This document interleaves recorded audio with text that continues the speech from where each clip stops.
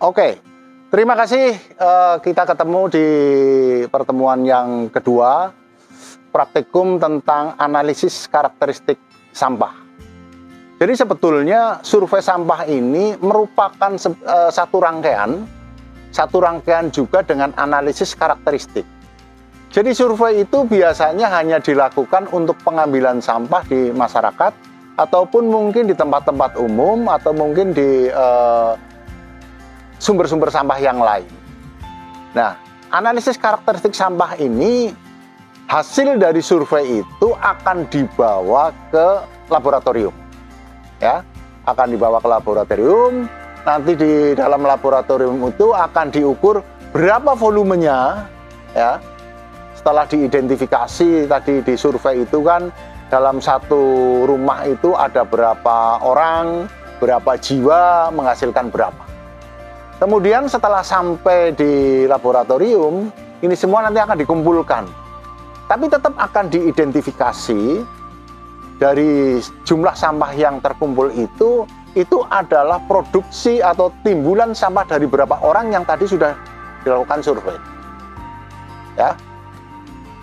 Jadi setelah dikumpulkan, kemudian akan diukur tentang berat sampahnya berapa, juga tentang volume sampahnya berapa. Jadi nanti kita juga bisa tahu sebetulnya berat jenis sampah yang ada di masyarakat itu berapa. Ya. Kemudian setelah ditimbang berat, ditimbang volume, kemudian kita analisis. Kita analisis di atas sorting table. Sorting table itu adalah meja ayakan yang berdiameter 5 cm, yang tertahan dalam diameter, di atas diameter 5 cm, namanya adalah sampah kasar. Sampah kasar ini pun akan dipilah-pilah, yang organik berapa, volume dan beratnya, kemudian yang anorganik sesuai dengan karakternya, mungkin ada plastik, ada karet, ada logam, ada tembaga, ada kaca. Ini pun juga akan ditimbang juga tentang beratnya, kemudian juga akan diukur juga tentang volumenya. Jadi nanti sampah yang kasar ini juga sudah akan bisa diketahui. Yang kasar itu, komponen kasar itu sebetulnya karakteristik sampahnya apa saja, jenisnya apa saja. Ya, kemudian ayakannya ada dua. Yang pertama tadi adalah ayakan kasar yang berdiameter 5 cm. Kemudian ada ayakan halus di bawahnya yang diameternya 1 cm. Kemudian ayakan yang kedua, karena biasanya ayakannya itu ditumpuk gitu ya. Jadi ayakan yang pertama diayak, kemudian langsung diidentifikasi. Kemudian ayakan yang kedua kemudian diayak. Yang tertahan itu kemudian nanti diidentifikasi. Ya, diidentifikasi. Jenis sampahnya apa saja, volumenya berapa, beratnya berapa, ya. Yang tertahan pada sorting table yang berukuran 1 cm ini namanya adalah sampah medium, ya, sampah medium. Kemudian nanti yang lolos pada sorting table yang halus atau yang berdiameter 1 cm ini biasanya kita kelompokkan menjadi sampah halus. Ya, sampah halus itu biasanya terdiri dari bahan-bahan organik saja. Ya, jadi kita bisa tahu tentang ukuran sampahnya, kita juga tahu tentang jenis sampah. Baik, mari kita saksikan untuk lebih detailnya praktikum yang akan dilakukan berikut ini. Setelah dilakukan pengumpulan sampah di masyarakat, sampah dibawa ke laboratorium untuk diperlakukan.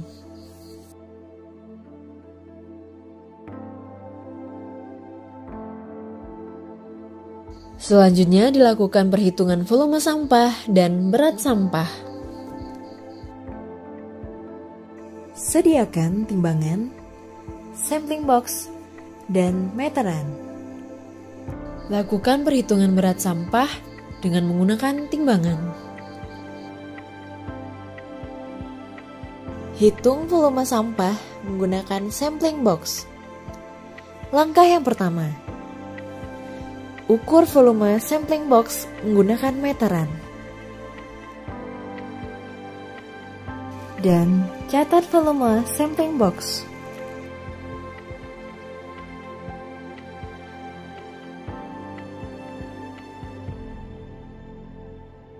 Sampling box berbentuk balok yang terdiri dari panjang, lebar, dan tinggi.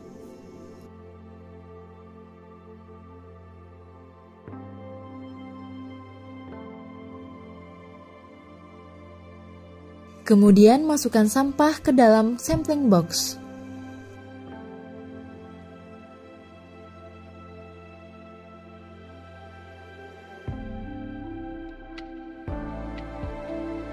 Selanjutnya, angkat sampling box setinggi 20 cm dan jatuhkan.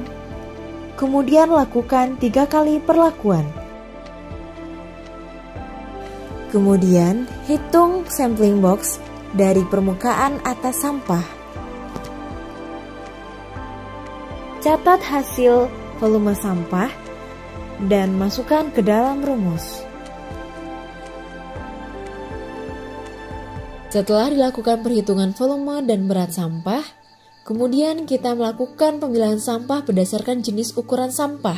Lakukan pemilahan dengan menggunakan alat yang disebut sorting table. Sorting table terdiri dari diameter 5 cm dan 1 cm.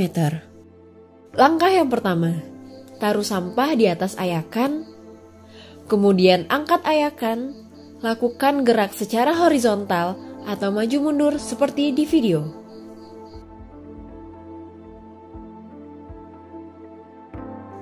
Sorting table digunakan untuk pemilahan sampah berdasarkan jenis ukuran sampah, yang terdiri dari sampah kasar, sampah medium, dan sampah halus.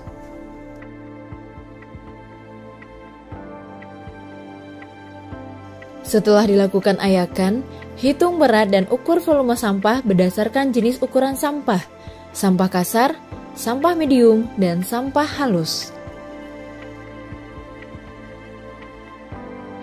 Kemudian lakukan pemilahan sampah berdasarkan jenis dan karakteristik sampah.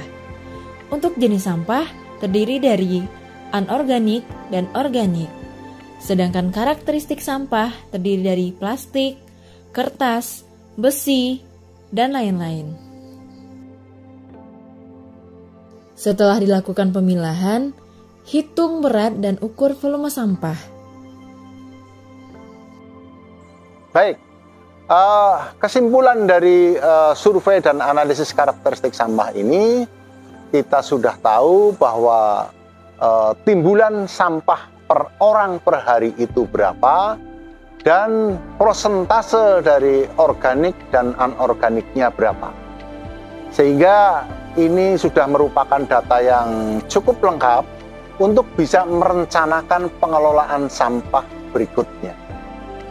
Demikian, terima kasih. Assalamualaikum warahmatullahi wabarakatuh.